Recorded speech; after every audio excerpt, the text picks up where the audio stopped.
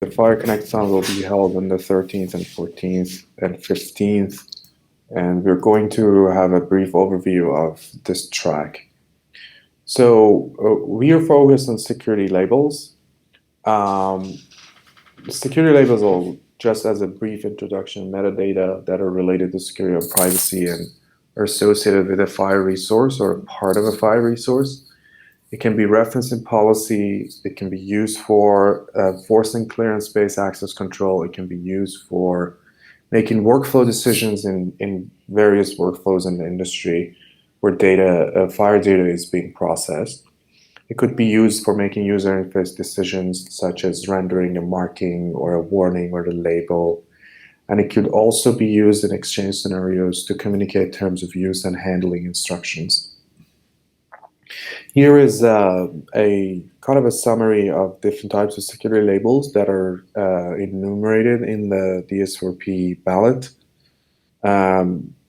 There is examples and there's links to the respective vocabularies in the ballot itself.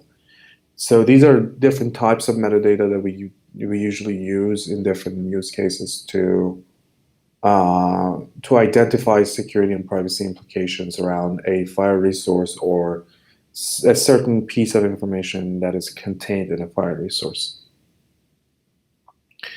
Assigning security labels is usually done through a security labeling service. Security labeling service usually takes in a FHIR resource or a bundle, a collection of FHIR resources, and based on labeling rules and policies, these could be coming from laws, patient consents. It could be coming from just business and clinical knowledge. The outcome ultimately is a labeled resource. And this service is something that a producer or a creator of information, a provider of information should use in order to assign correct labels and communicate those labels to the consumer and the recipient of the information. On the consumer side, the steps to enact enforcement of security labels or enforcement of policies and requirements regarding security labels starts with parsing a security label itself, finding the respective places in the FHIR resource, whether it's at the meta or whether it's an inline according to what we have defined in the DS4P ballot. Understanding the label, the meaning of the label, where it's coming from, the vocabulary and the semantics of it, and then making the appropriate decisions based on the policies, the local policies or the overarching policies according to the label, wherever it's applicable.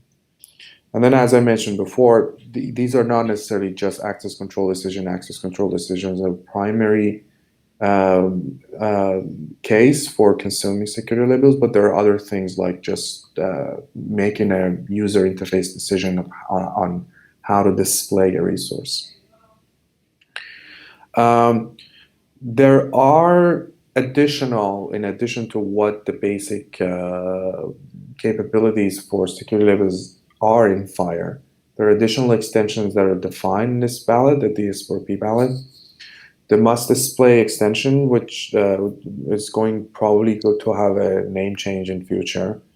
This is where we get to define basically that the client needs to display a marking. This is the basic type of labeling in a user interface, whether it's like a printout or an electronic user interface. The security label basis is an extension that allows the labeler to record the policy or regulation that is the basis of the labeling. So if there is a policy that requires the label and then there's a different policy that requires another label, by recording the basis, we can categorize those and basically have some sort of a clustering within the security labels that appear on the resource. The related artifacts allows us to record a pointer to other artifacts related to a label. Particular cases that we were interested in are pointing to a consent directive or a provenance resource that tracks further information about an integrity label. Like if there is an integrity label that something is patient reported, if there is a provenance to record that event, then that can be linked here. And then usually the entity, the identity of the classifier is also something we would like to record. So there's an extension for that as well. And then another major extension is the concept of inline or partial labeling of a resource. The partial labeling allows us to restrict the label to a portion of the FHIR resource rather than applying it to the entirety of the resource the way it appears on meta.security. So for this, we've defined two extensions. The inline security label extension is an extension that can appear anywhere in the resource to basically denote that there is a label associated with that portion of the resource. And then on top of at the meta.security portion of the resource, we will also record that this resource has inline security labels. This is to make it easier for a consumer to make a decision whether it has to inspect the content of the resource and scan it for inline labels.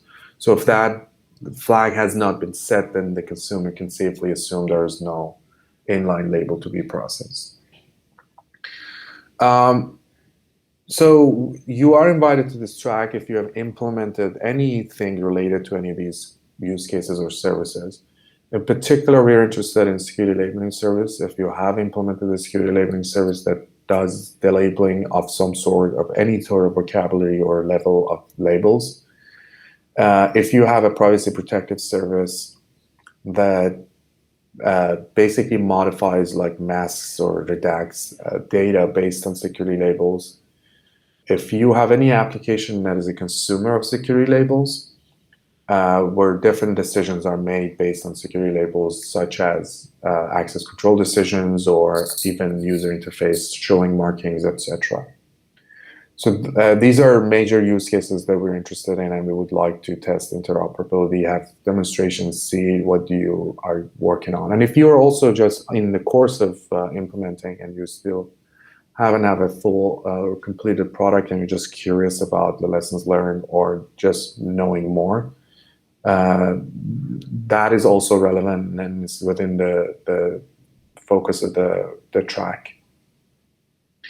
And of course, we have a special emphasis on the security, the DS4P extensions that are defined in the ballot, the ones that I did an overview already.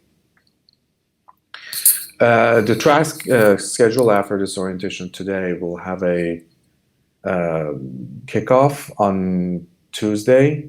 We'll have an end of day check-in, and then we'll have a demonstration on Wednesday the 15th at just right before noon Pacific time, almost end of the day Eastern time.